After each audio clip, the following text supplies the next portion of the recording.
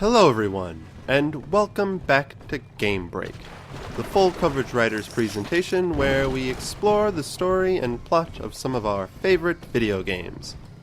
Will here, returning once again to the depths of rapture in BioShock 2, as we continue Delta's journey to find Eleanor. When we last left off, we had dealt with one Daniel Wales, brother to Father Simon Wales, and things didn't go so well for poor Daniel, but such is the way of people who get in our way. Now we're continuing to search through Siren Alley to find our way to pump station number 5, so we can pump the water out of Dionysus Park and continue our journey.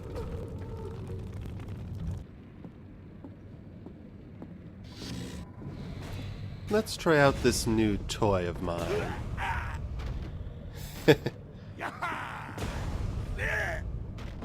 Oh yeah, I'm gonna have a lot of fun with this. My portfolio. Ooh. Gotta love the cyclone trap. She doesn't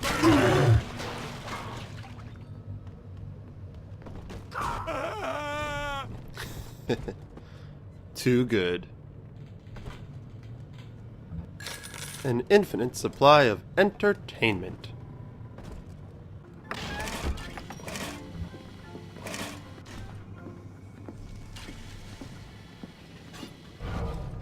Hello down there.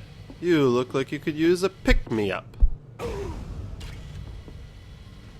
I'm charging by the minute. You nothing. I am going to abuse this plasmid so bad. But it's just too entertaining.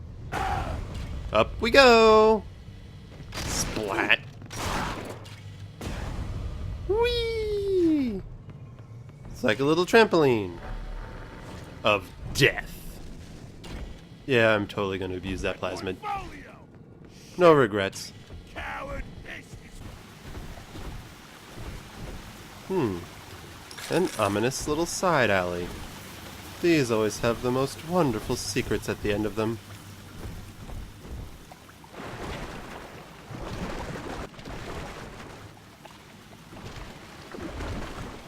Huh. A tonic hanging at the end of the rope over the sewer. Because that doesn't just scream trap.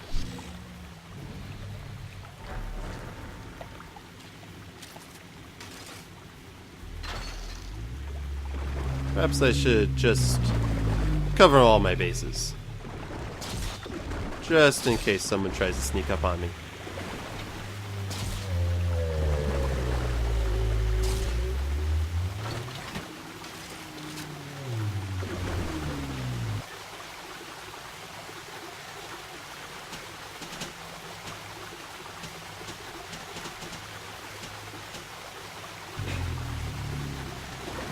No? Nothing? Huh. Well, guess I'm getting a little paranoid. Though who wouldn't be in this game?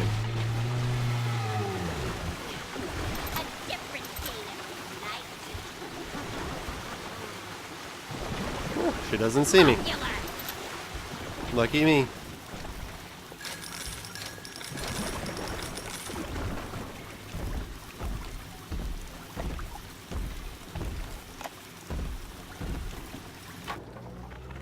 Rapture. The keenest minds in the world, united under the ocean, yet somehow expected to subscribe to the same model of self-interest. Ryan could be staggeringly naive. As individuals, no matter how brilliant, each was a prisoner to his or her own ego, a sea of dreams in constant flux. But in Adam, their genes remain, ready to be tested against a moral vessel. Utopia cannot precede the utopian. It will exist the moment we are fit to occupy it. Actually, gotta admit, Sophia Lamb was onto something there. In basic layman terms, she was saying that all the brilliant people that were brought down to Rapture clearly weren't going to necessarily agree to the same one belief as Andrew Ryan. Everyone has their own beliefs and their own goals, which is part of the reason why everything down here in Rapture turned into this mess. Sure, it was meant to be a grand utopia of peace, but there can't be a utopia if the people in it aren't truly prepared to live in a utopia. Regular, corrupt people can't create a utopia. A utopia forms around pure people who are ready for it. And that is probably part of her reasoning for using all this Adam. She wants to change people's genes to make them utopia ready, so that utopia can properly form. At least, that's her theory. Well, it still all seems a little finicky to me.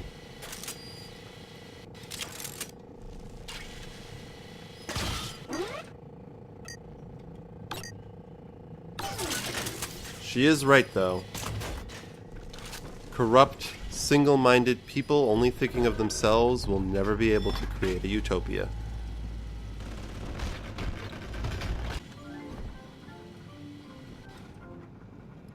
Joe's Green Groceries. I could go for a light snack, I think.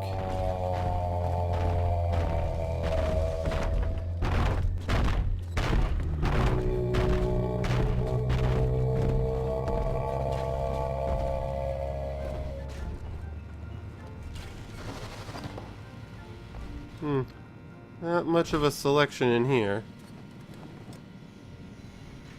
Oh, but everything's 50% off. Well, it's not so bad. A few things that remain. Of course, since nobody's here. Oh, look, that same display of delicious fruit products. Not much else, though. Oh. I demand you let me in! Quiet. Yep, guess she's not getting in now.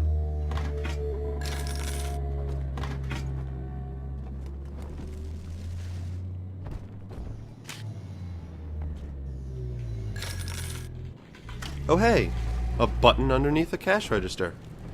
Looks like I finally found it. Whatever it is. Little hideaway place for hiding plasmid deliveries. Didn't think it would be behind a grocery store.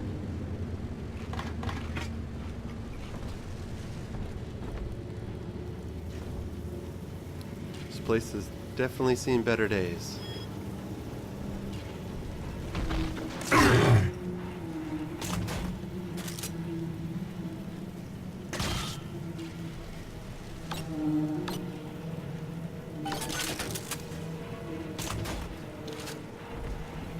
Fuck! Turn the fuck around! I'm warning you! You're warning me? We don't need you mucking up our business! What business? Muck this up.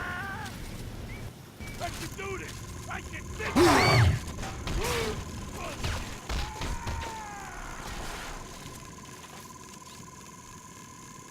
Well, guess that took care of him.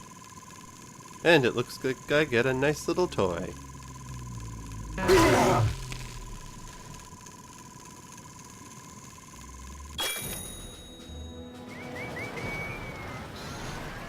Hello, my new friend. What's in here? Oh, darkness. Wonderful. And we get the creepy Big Daddy flashlight view again. I just love these parts.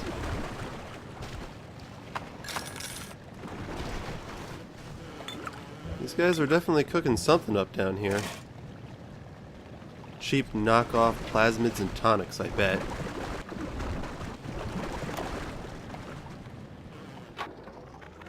This lamb twist went after Ryan all cockeyed. Solidarity angle was smart at first. Poor houses and bread lines, high-grade bunco. And that religious rights debate? Gotta wonder if she staged it just to watch Ryan squirm up there in his monkey suit. Lamb's only problem is she really buys into the whole song and dance. Saving the world? Ha! Rapture just ain't her town. Ryan's got her on ice somewhere now. And I figured that opens up the charity scam for the professionals. See, now this evens out the timeline a lot. This was a part of where I was confused with where things fit into place in the timeline. This explains it. All the debacle of Andrew Ryan dealing with Sophia Lamb. Oh, hey, look, you're not dead. Now you are. All the debacle of Andrew Ryan dealing with Lamb happened before Fontaine made his move. He was actually inspired by Lamb. He saw what she was able to do in uniting the people under her religious beliefs. And when she was arrested and the people were left without her, Frank Fontaine swooped in to take over. But instead of just saying everyone can work together in a nice little religion and be a big family, he basically created a little army for himself and actually started a war with Andrew Ryan. And at some point after that, Sophia Lamb either, I guess, escaped for prison or got out of prison or whatever. That part isn't clear yet, but the timeline definitely makes more sense now. And of course, Frank Fontaine wouldn't even have an original idea. He just basically took Sophia Lamb's idea and cheapened it into just, you're angry, fight back. I guess it worked to a point, given the state that Rapture is in now.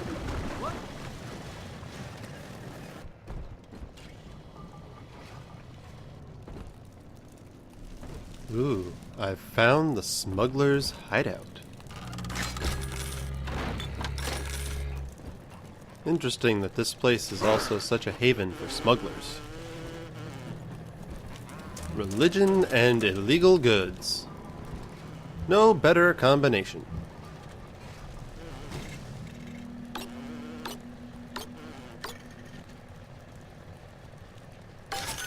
So I suppose if you're looking for a place to hide your religious practices, the place where smugglers are hiding might be the best place, since obviously the smugglers haven't been found yet.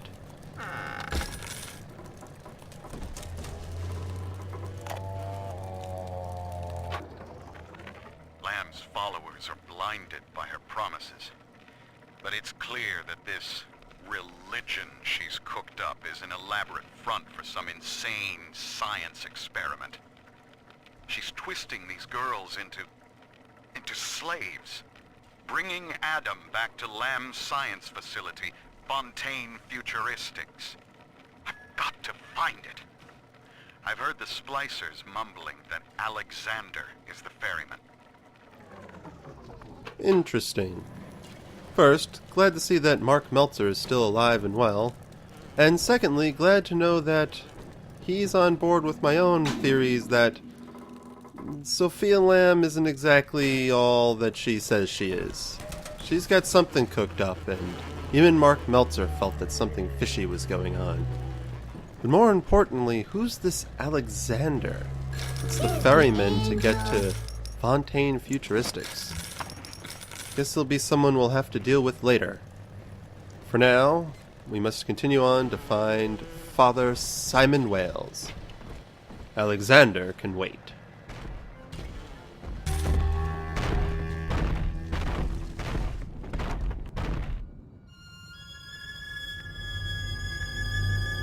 Off you go. Another little sister cured.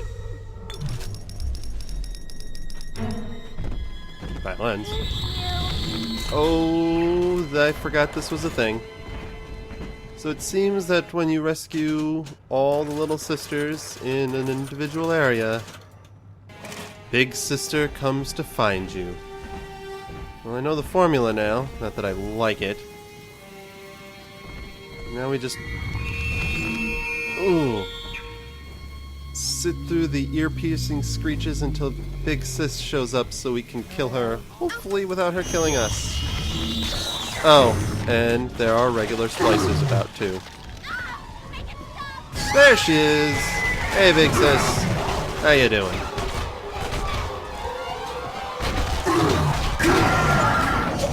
Oh, this is gonna go well.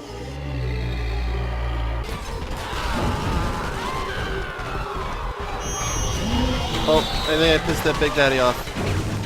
Not a good time to be fighting a Big Daddy and a Big Sister at the same time.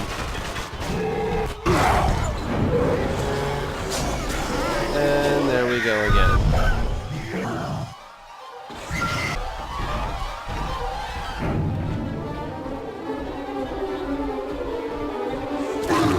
Oh, hi again, Big Sis. So you like my spear gun.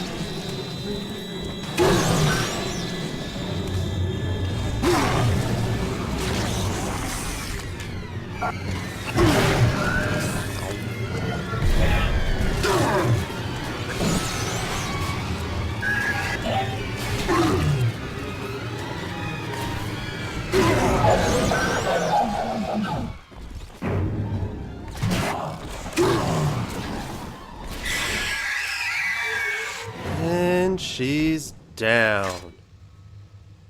Well, it could have gone better. It could have gone a lot worse. But it certainly could have gone better.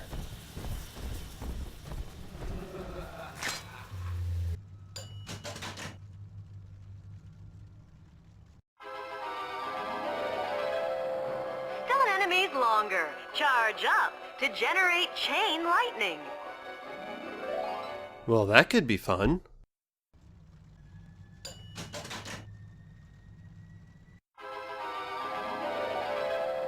Upgrade your traps with plasmid power. Try out many combinations. Quirky. We'll have to play around with that one.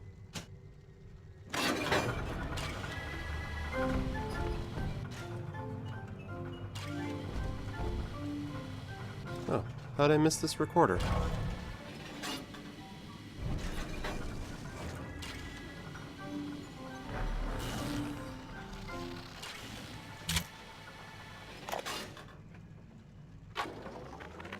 The pair bond is a success. If somehow an Alpha Series wanders too far from his little sister, our physical failsafe kicks in, a chemical trigger that induces coma. It is a symbiotic relationship enforced by the girl's pheromone signature. The first successful candidate was Delta, I believe. It is unfortunate that poor Dr. Suchong will not be here to raise a glass. Yes, unfortunate. And interesting to think that we were the first of the bonded pair Big Daddies. But not really much else to go on from there. Temple of the Lamb. Well, that's the way we're supposed to go, but we also have the Little Sister's Orphanage. A tempting place to explore, to be sure. So this is where the Little Sisters were brought before they were turned into Little Sisters. How inviting. How very inviting indeed.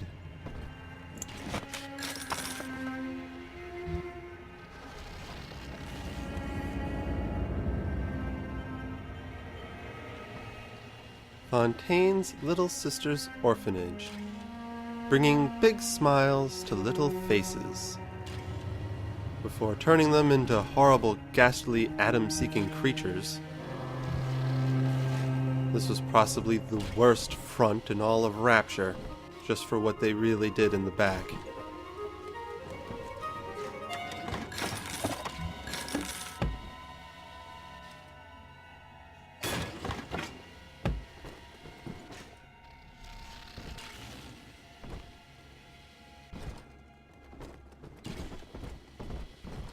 Oh, well that's morbid. The little girls colored all over the walls, and one drew an angry dog, and another drew a gravestone that just said Mommy on it. Charmingly delightful. Okay, someone's in a bad mood.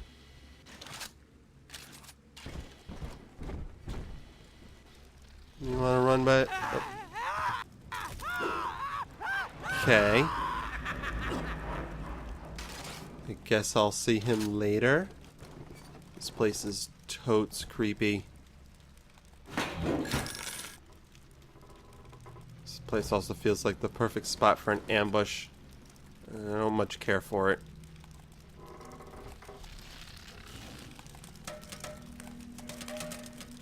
Oh, crayons.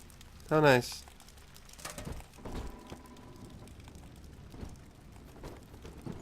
This place. Even before the fall of Rapture, I would not want to have been a little sister in this orphanage. I wouldn't want to have been in any orphanage. Here, classically, as far as fiction goes, they're never portrayed as nice places, but this place looks to be up there with the best of the worst of them. Then again, when you're just kidnapping little girls and turning them into atom-sucking mind slaves, ugh, not exactly expecting a wonderful home to keep them in. They're really just lab rats and test subjects.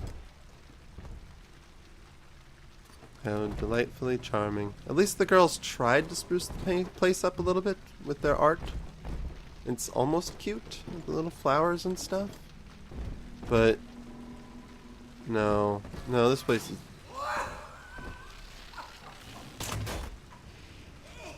I was gonna say this place is creepy, but the splicers running around in the shadows and crawling through the air vents isn't helping.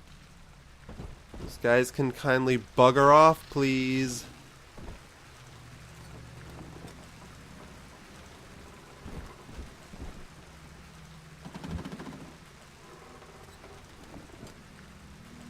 Oh. Sleeping area for the little girls. Just as the sad music kicks in. This place truly was depressing, wasn't it?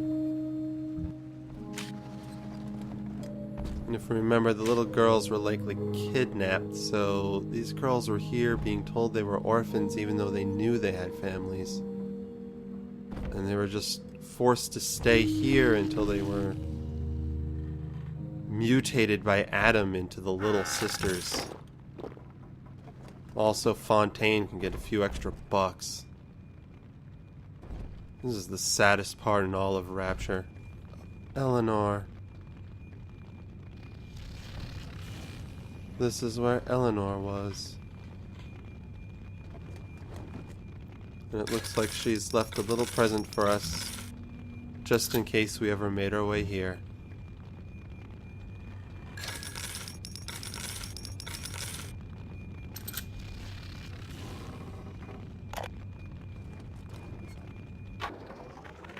I'm all alone here, Mr. Diary. You're my whispering friend. A doctor keeps coming to see me. He says Rapture needs me, and tomorrow I'll be leaving with him. I ask why, and he just smiles. I'm not an orphan. Mum's alive somewhere, and Aunt Gracie is still probably looking for me. But I can't wait for them. I'm going to escape and find Amir, and we'll steal a submarine. Before it's tomorrow, I'll know what sunshine feels like. Ever the smart, clever little girl, that Eleanor. She knew this was wrong, and she knew she needed to get out. And unfortunately, as just a smart little girl, there probably wasn't much she could do. Oh my. Smart indeed. For those who may not know, those cards are for testing psychic abilities and telepathy. And she's got a whole stack right by her bed. Oh. Did mention something about an ambush earlier. Looks like they were just luring me in to murder me on my way out. No ceiling vents here. Gotta keep an eye out for those ceiling vents, because the spider splicers can drop through them. Or they can just run around in the shadows. I'd much prefer it if they just come out and fight me instead of baiting me like this. Oh. Real quick. And that wasn't there before. Neither was that. Someone's drawn on the walls over the Little Sister's drawings. Oh! Crudely crossed them out and drew staring eyes. That wasn't there before either. Well, I said it felt like an ambush. Looks like I was right. Oh. Nothing good ever happened in this orphanage, and that seems to be continuing now.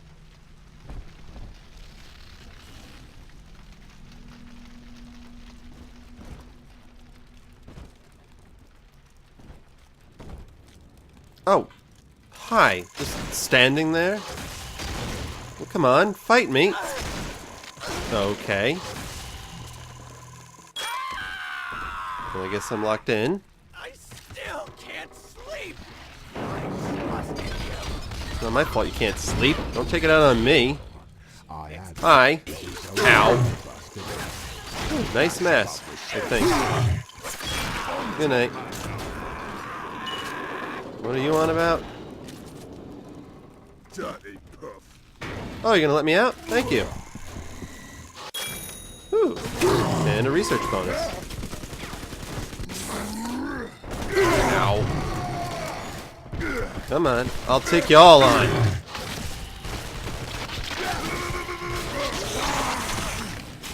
Another one down. Who's next?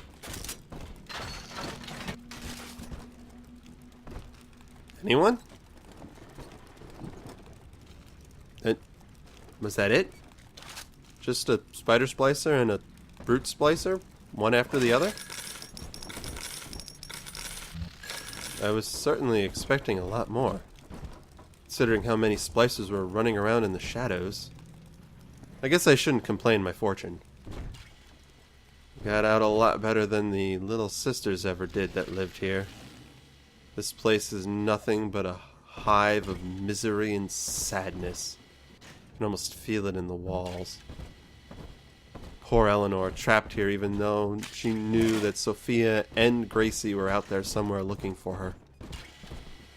Oh! Okay, so there was one more. Just waiting on the wall like a prick. Well, this is for Eleanor. You jumpy little so-and-so. There. Of course, we know Eleanor didn't manage to escape. She was successfully turned into a little sister. And we became her big daddy.